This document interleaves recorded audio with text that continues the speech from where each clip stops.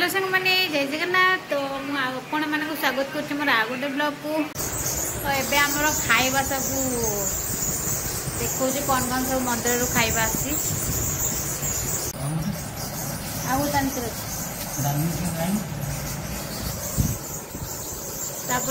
तरकारी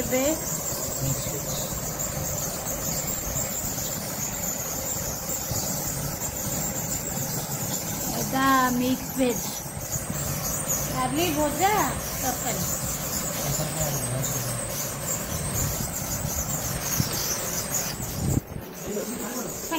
ना बड़ बड़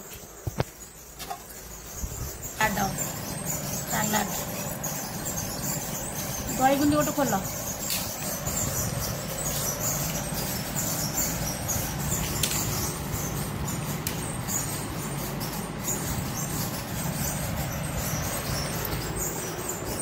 तो सांग मैंने आपण मैंने देखिपे ये सब खाइबा आमर मंदिर आसी। तो आपण मैंने जानी थे तो मंदिर खाइबा बहुत प्रकार बहुत ही टेस्ट थाए।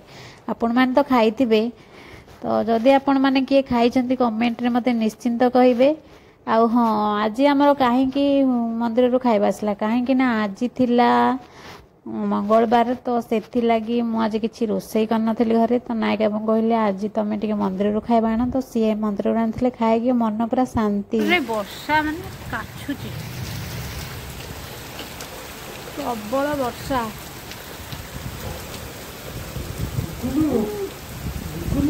देखिपे खरा जोर हो वर्षा कि शांति लगे बाबा।